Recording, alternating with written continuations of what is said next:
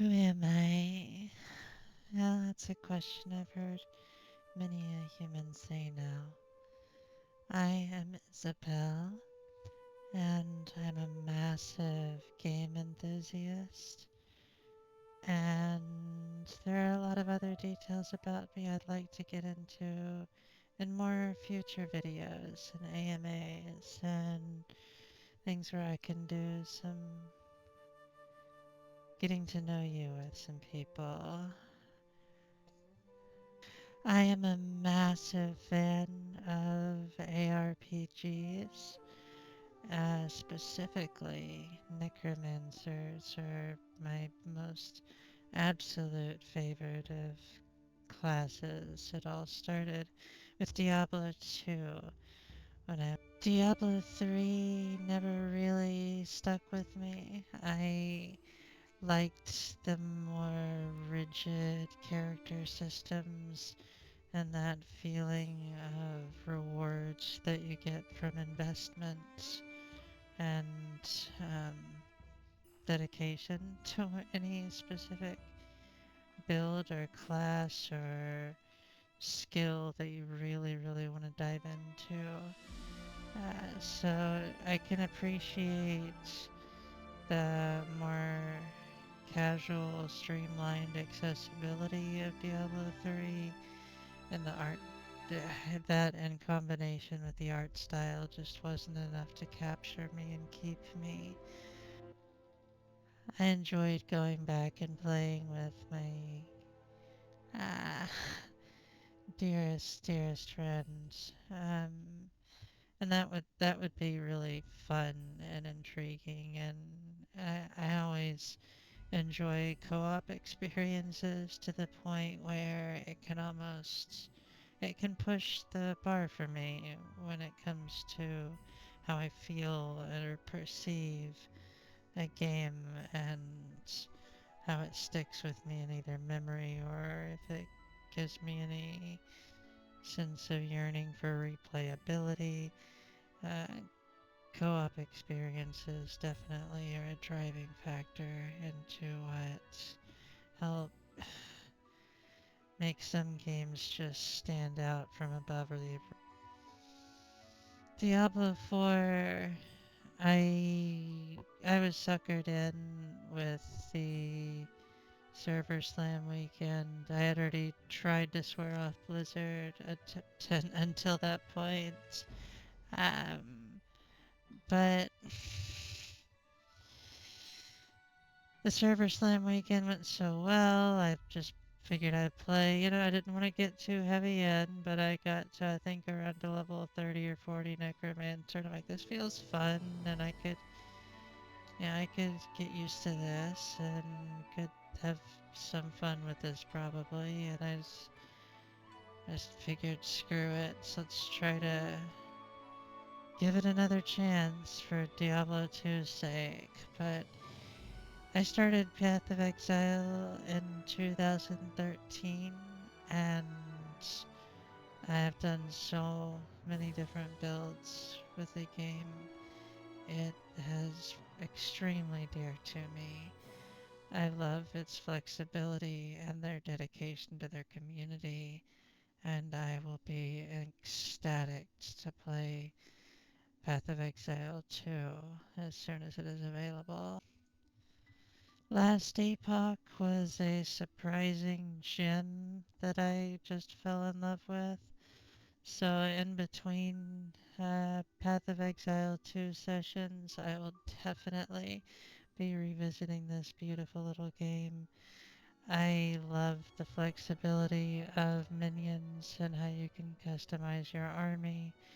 I wish that they didn't do some of the skill changes right before the big end game update, um, and nerfing the skeleton cooldowns and whatnot. And I unfortunately was extremely disappointed with their decision to just reset the entire league on everyone.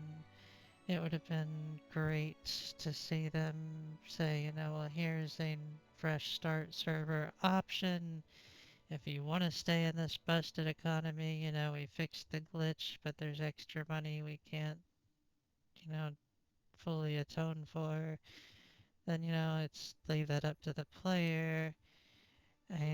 But that's just my horrible 2 cents and probably I'll take, but it's just my feelings on the situation. I was extremely sad that things were cut off and I wasn't able to really finish off the build I really wanted to show. I have a higher quality model that is already in refinement mode.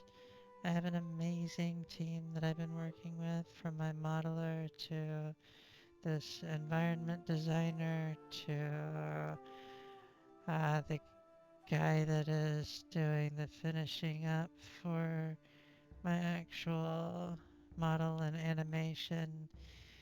Um, Unfortunately, I had a lot of issues with the person who made my anime's model, and that's why it looks like it does now. And I don't have an AR kit and some other things that I really wish I did have. But those are coming, and I'm excited about some of the tech upgrades that will be to come. I have so many other experiences I want to share with you, but one decision I made for myself before I started streaming was that I would keep some standards, and playing Diablo IV was a pretty harsh reminder that I needed to keep my standards to a very large degree. So when it comes to any approach, any decision that I make with my channel or my time with you, I want to try to keep up a certain quality and standard. I want to be upgrading my microphone soon so that the audio experience is a little better for everyone. And obviously the tech upgrades will be great as well. I'm playing so many of these games that you see here and more will be freaking incredible. Some of them are first time experiences, some of them are not.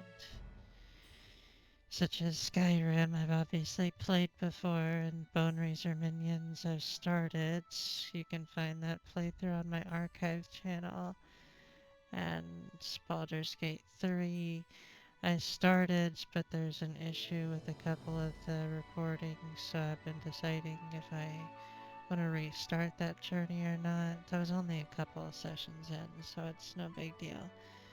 Um, the one playthrough I care about very deeply is my Monster Hunter playthrough, and I originally thought that I would have until next holiday season for the follow-up with Wilds, and that's not the case as they just confirmed it for February. So I will be stepping up both solo and co-op playthrough on Monster Hunter Wild over this fall and winter, in preparation for Wilds in February.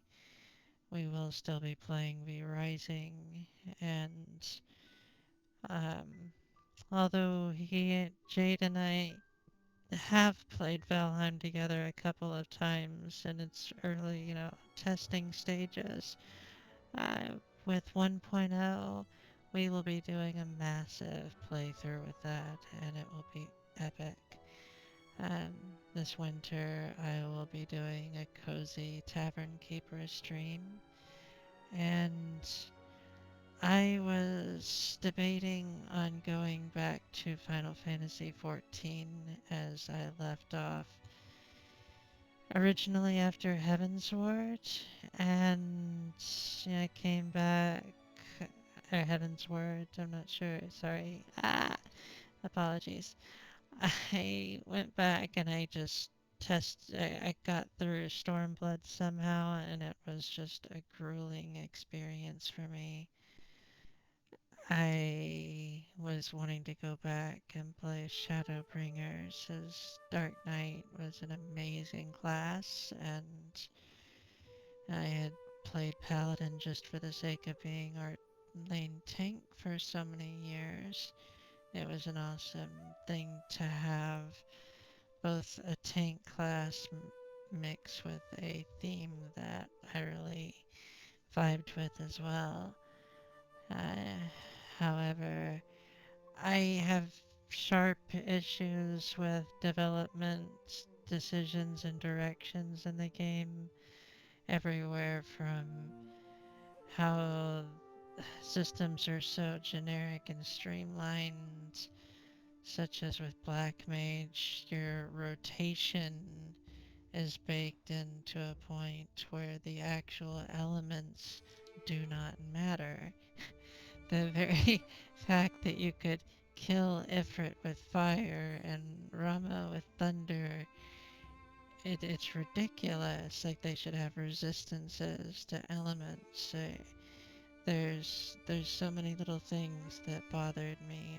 Then the story is incredible, and I had amazing times with leading competitive raiding experiences, and had a world second solo tank win, um, which was wonderful.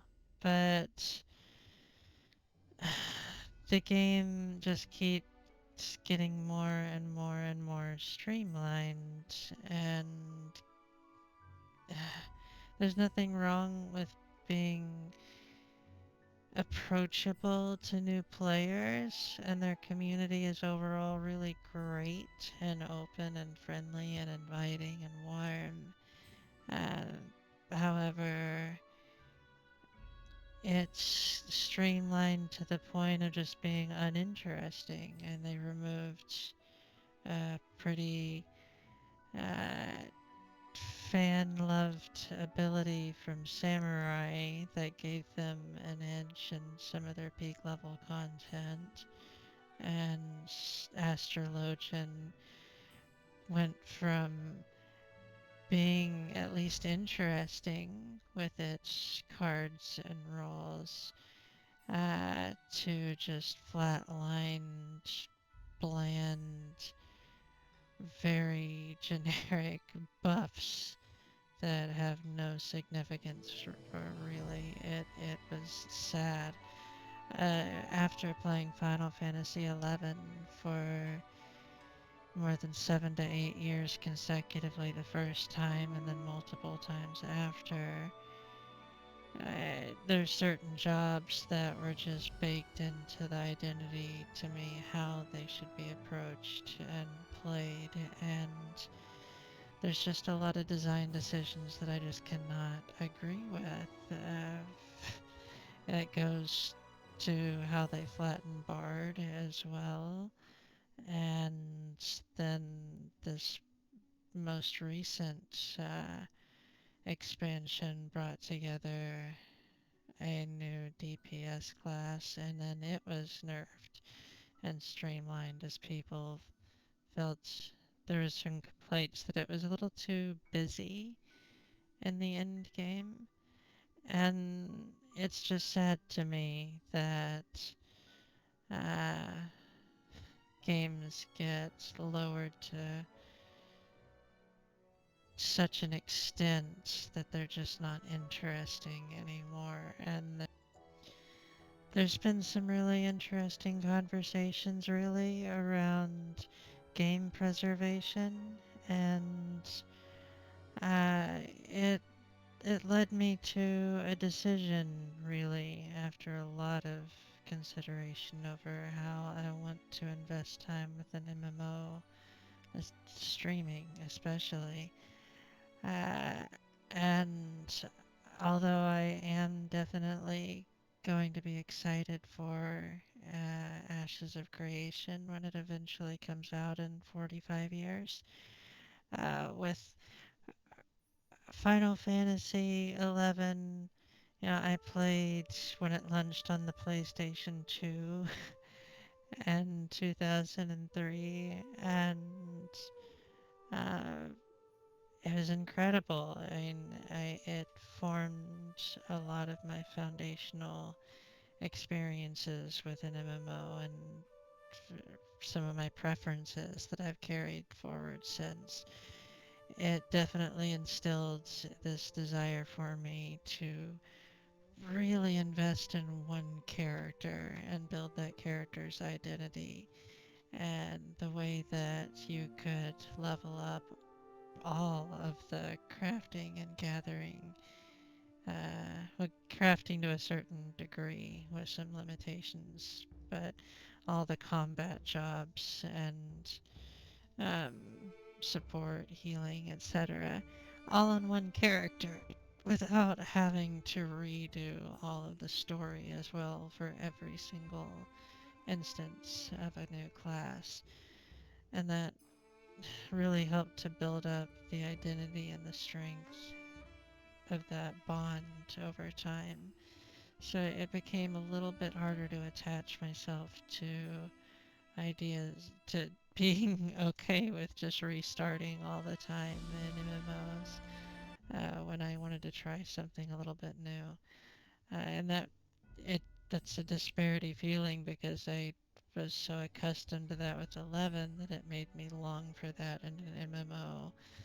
But when it comes to uh, things like Path of Exile, I mean, I want that substance and dedication to one thing, and it's similar, it, but I get hung up with the idea of the seasonal content and having to restart every 3 to 4 months. That's difficult for me.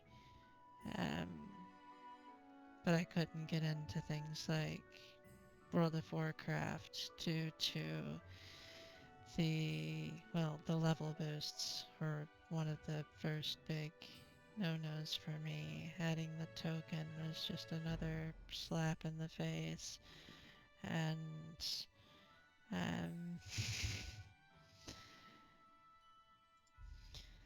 I didn't want to redo all of the story for every new class was a big thing, and I didn't like the art style and the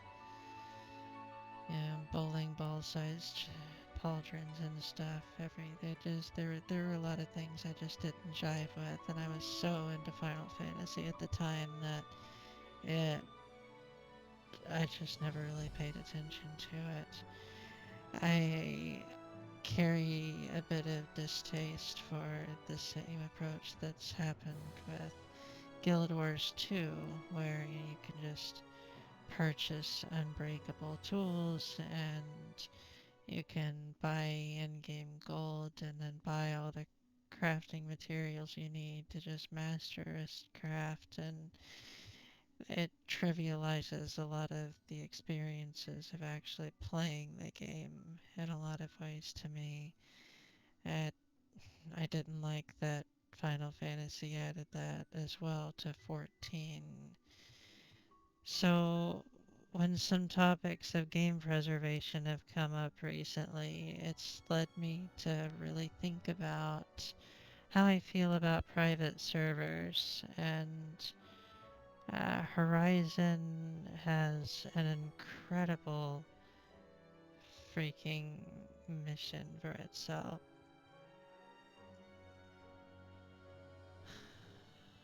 I played Final Fantasy 11 when the level cap was 75, and honestly, whenever they updated it to 99 just instantly with an expansion, it they brought with that experiences where you can bring in a team of NPCs to help your journey instead of being able, or being required, I should say, to play with other people for your content. And that's something that Final Fantasy XIV brought back in from 11 as well, that I just it removes the human element from the experience, and that's something that I treasure quite greatly. Uh, so, this server in particular is creating, it's bringing back that 75 era experience while trying to keep everything at that level 75 cap. Um, I love the team and what they're trying to do with the game. It's exciting and it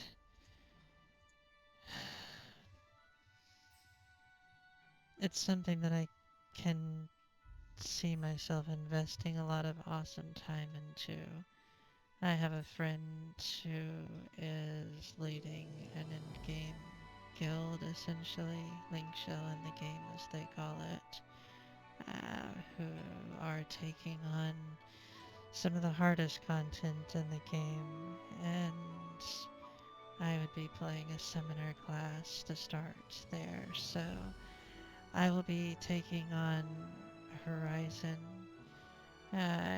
for the stream as a very large source of regular content and play and some guides and nostalgia videos and all sorts of fun stuff. Linking back to game preservation again though, I can't help but feel like some experiences like this where they're preserving a memory of the past and an experience that cannot be played currently, and especially when a company is not serving the fan base that they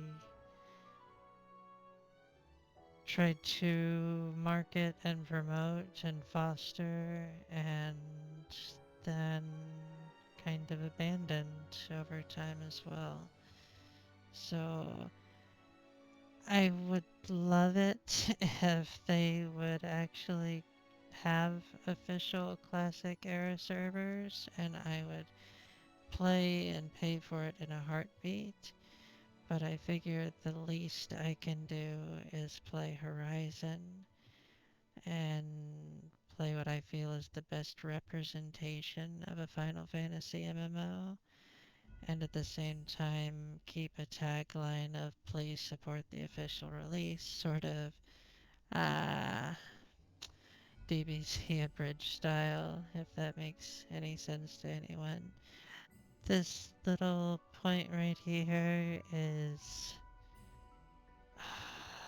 an extremely exciting part of why I can't wait to see if they can actually pull off everything that they are hoping to with this server.